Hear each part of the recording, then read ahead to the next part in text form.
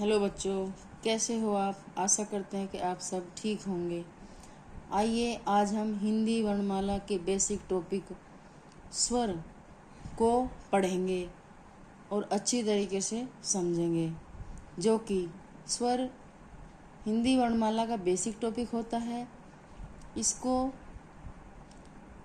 इस basic topic में से हर कॉम्पिटिटिव एग्ज़ाम में 1, 2, 2, 4 क्वेश्चन आपको हर बार हर एग्ज़ाम में करने के लिए मिल जाते हैं।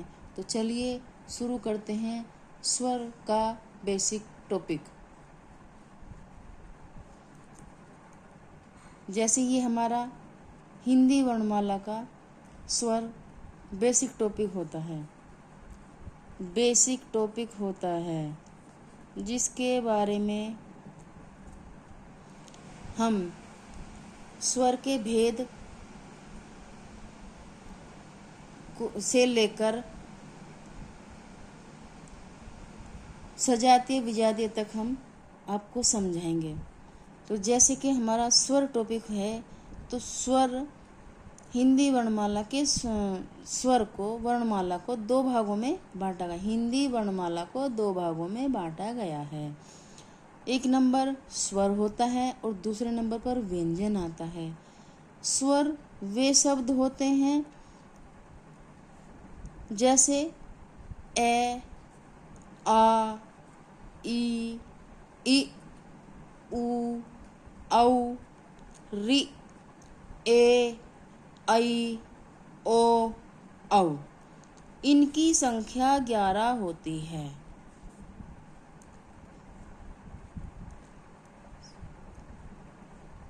समझ आया?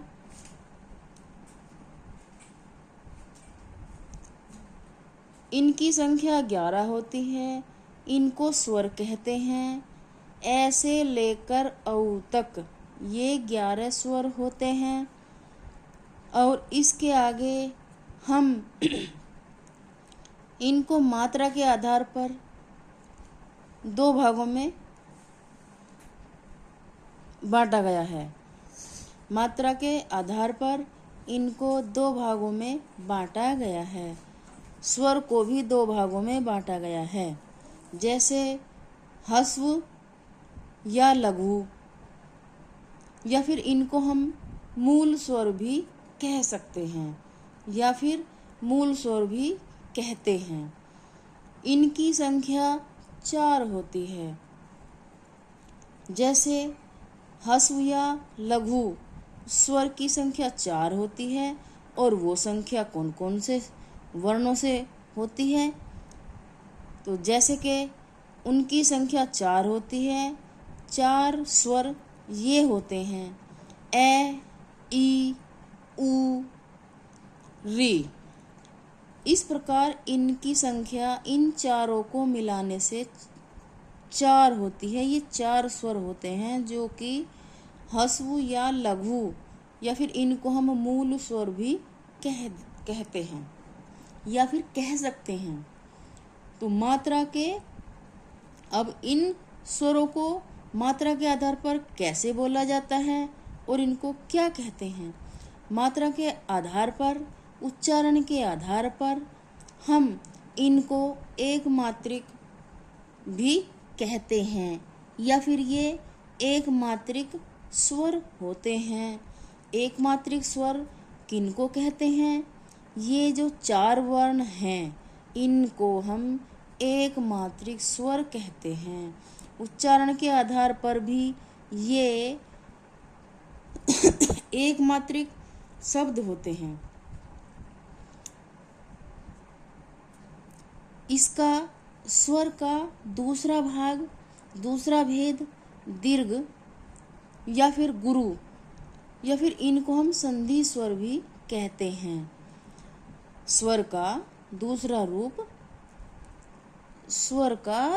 रूप हिंदी दीर्घ या गुरु या फिर हम संधि स्वर भी कहते हैं। इनकी संख्या 7 होती है। वो 7 स्वर कौन से होते हैं जिनको हम संधि स्वर, गुरु या फिर दीर्घ स्वर कहते हैं? तो जैसे ये 7 स्वर आ, जो स्वर के बड़े वर्ण होते हैं, जैसे आ, बड़ी ई, औ, ए, ऐ, ओ, औ आदि, इन सब को मिलाकर 7 वर्ण होते हैं, जिनको हम दीर्घ या गुरु या फिर संधि स्वर के रूप में जानते हैं। इनको दीर्घ या गुरु स्वर कहते हैं।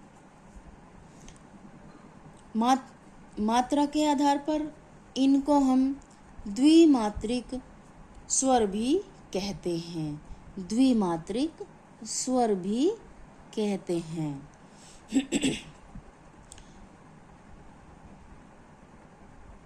यदि आपको समझ ना आए तो आप कहीं भी पूछ सकते हो। ठीक है बच्चों, जहाँ आपको समझना है वहाँ आप दोबारा समझ सकते हैं, एक बार समझ सकते हैं, 4 बार समझ सकते हैं, लेकिन ये बेसिक टॉपिक है, इसको अच्छे से समझना है और आगे बढ़ना है। इस स्वर के दीर्घ या गुरु संधि स्वर को भी 2 भागों में बांटा गया है, जैसे मूल दीर्घ स्वर, या फिर इनको हम सजातीय संधि स्वर भी कहते हैं। स्वर के दूसरे रूप दीर्घ या गुरु या संधि स्वर के रूप को भी 2 भागों में बांटा गया है। जैसे पहले भेद को हम मूल दीर्घ स्वर या सजातीय संधि स्वर भी कहते हैं, कहा जाता है। इनकी संख्या 3 होती है, जैसे छोटा आ, छोटा ए प्लस छोटा ए बराबर बन जाता हमारा सजातीय स्वर आ। फिर ई प्लस ई बराबर बड़ी ई बन जाती है, जो कि सजातीय स्वर के अंतर्गत आती है, जिसको सजातीय संधि स्वर कहते हैं। छोटा ऊ और छोटा ऊ प्लस छोटा ऊ बराबर औ बन जाता है। ये भी सजातीय संधि के स्वर होते हैं। इनकी संख्या 3 होती है। एक बार फिर समझते हैं। ए प्लस ए बराबर आ बन जाता है। छोटी ई प्लस छोटी ई बराबर बड़ी ई बन जाती है। उसी प्रकार छोटा ऊ प्लस छोटा ऊ बराबर बड़ा ऊ बन जाता है। ठीक उसी तरह ये सजातीय वर्ण 3 हैं, इसलिए यह स्वर के दूसरे भाग दीर्घ या गुरु या संधि स्वर के 2 भाग होते हैं। उसका पहला रूप होता है ये दीर्घ स्वर या सजातीय संधि स्वर। अब दीर्घ या गुरु का दूसरा भेद कौन सा होता है? वो होता है आपका ये संयुक्त दीर्घ स्वर या विजातीय संधि स्वर। दीर्घ या गुरु का दूसरा भेद संयुक्त दीर्घ स्वर या विजातीय संधि स्वर होता है। जैसे इनकी संख्या 4 होती है। अब हम देखते हैं ये वर्ण कौन कौन से होते हैं जिनकी संख्या 4 होती है। पहला वर्ण हमारा छोटा ए प्लस छोटी ई को मिलाकर ए बन जाता है। दूसरे नंबर पर ए प्लस ए को मिलाकर आई बन जाता है। उसी प्रकार ए प्लस ऊ मिलाकर बनता है हमारा ओ। और चौथा वर्ण हमारा ए प्लस औ, बड़ा औ मिलाकर बनता है हमारा औ। इस प्रकार हमारे ये वर्ण 4 होते हैं जिनको हम संयुक्त दीर्घ स्वर या विजातीय संधि स्वर कहते हैं। एक बार और देखते हैं ये विजातीय शब्द कैसे बनते हैं जो आपस में बराबर ना हो। जैसे ये छोटा ए, इसके बदले हम ए बना देते प्लस ए बना देते तो हमारा क्या बन जाता, आ बन जाता। लेकिन अब हमने इसमें ए प्लस छोटी ई मिलाकर हमारा बन जाएगा ए। उसी प्रकार ए प्लस ए को मिलाकर आई बन जाता है। उसी तरह इसलिए ए प्लस ऊ बराबर ओ बन जाता है।